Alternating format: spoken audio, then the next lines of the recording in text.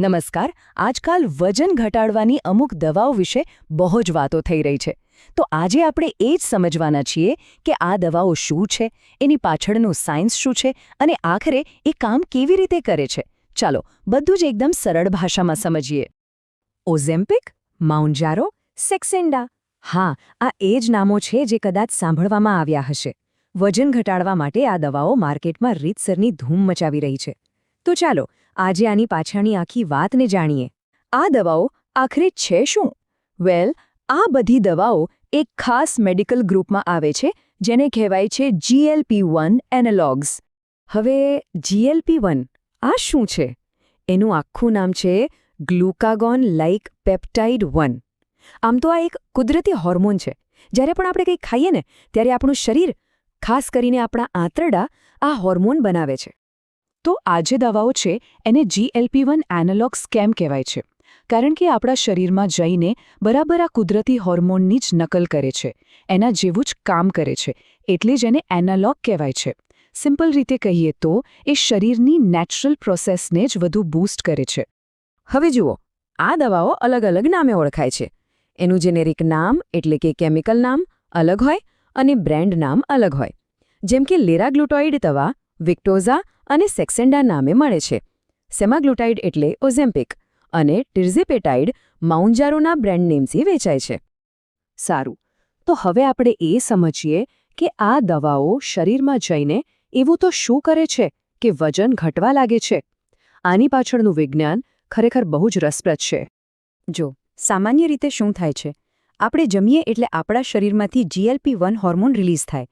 આ હોર્મોન આપણા મગજને સિગ્નલ મોકલે છે કે ભાઈ પેટ ભરાઈ ગયું છે, અને સાથે સાથે એ પેટ ખાલી થવાની જે પ્રોસેસ છે એને પણ ધીમી પાડી દે છે, એટલે આપણને લાંબા સમય સુધી ભૂખ નથી લાગતી.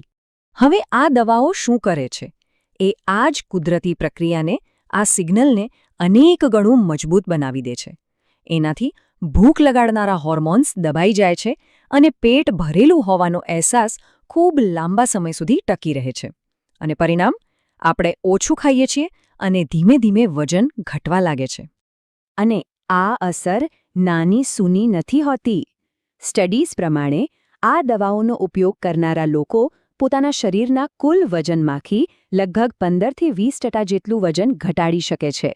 વિચાર કરો, આ આંકડો ખરેખર બહુ મોટો છે. ચલો હવે થોડી પ્રેક્ટિકલ વાતો કરીએ.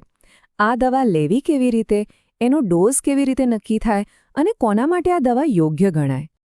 આ દવાઓ મુખ્યત્વે 2 રીતે લઈ શકાય છે. એક છે ગોળી, જે દરરોજ લેવાની હોય છે, અને બીજો ઓપ્શન છે ઇન્જેક્શન, જે અઠવાડિયામાં ફક્ત એક જ વાર લેવાનું હોય છે. આ ઇન્જેક્શનની સોય બહુ જ પાતળી હોય છે અને એને ઇન્સ્યુલિનની જેમ જ ચામડીની નીચે લગાવવામાં આવે છે. આ દવાઓનો ડોઝ સીધો જ હાઈ નથી હોતો. ડૉક્ટર સામાન્ય રીતે એકદમ ઓછા ડોઝથી શરૂઆત કરે છે. પછી જેમ જેમ શરીર એને એડજસ્ટ કરતું જાય તેમ તેમ ડોઝ ધીમે ધીમે વધારવામાં આવે છે.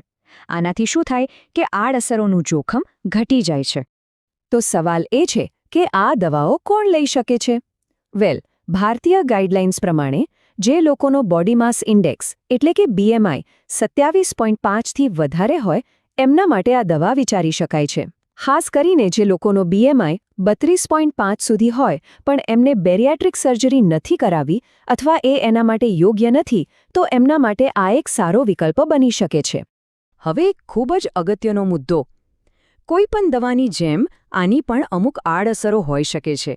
એટલે આ દવા શરૂ કરતા પહેલાં એના સંભવિત જોખમો વિશે જાણવું ખૂબ જ જરૂરી છે.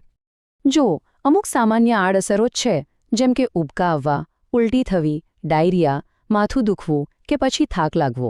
પણ અમુક દુર્લભ કિસ્સાઓમાં ગંભીર સાઇડ ઇફેક્ટ્સ પણ જોવા મળી છે, જેમ કે પિત્તાશયમાં પથરી, સ્વાદુપિંડમાં સોજો આવવો કે પછી અમુક પ્રકારના થાઇરોઇડ ટ્યુમર.